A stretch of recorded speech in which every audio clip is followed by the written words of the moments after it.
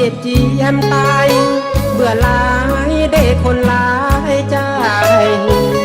ไอ้หูตัวดีว่าน้องอยากมีคนใหม่ถึงอายสิดีซ้ำได้เป็นเพียงคนนอกสายตาถ้าบ่มีใจ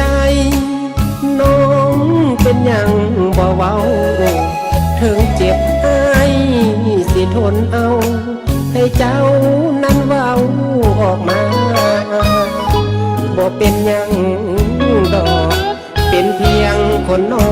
กสายตาบ่ต้องให้มันค้างคาเมื่อน้องนั้นสิเลือกเขายังอ้ายยังหักน้องคือเก่าเหตุผลที่น้องเลือกเขาถ้าเขาก็ต้องจบลงหักพี่ดีสิ่งเคยมีอายจะขอมงถึงแม่นลืมน้องบ่ลงก็คงต้องปล่อยน้องไปได้แต่ทำใจยอมหาบกับโศกสตาหากอายมันหมดราคาเปียกยาที่มันเสียคุณ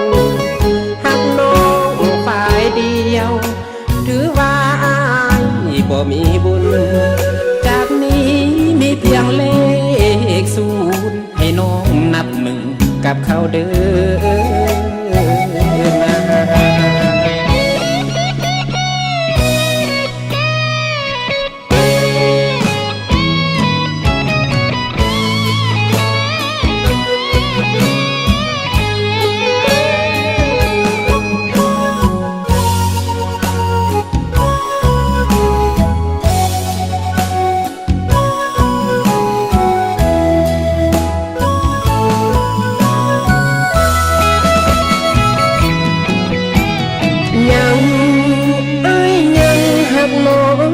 คือเก่า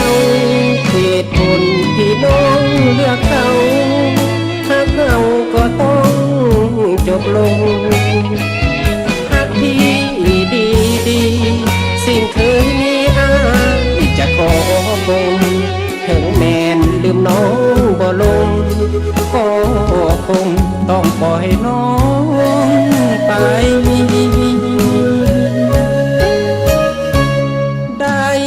แต่ทำใจ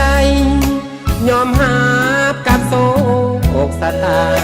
หากอายมันหมดราคาเปียกยา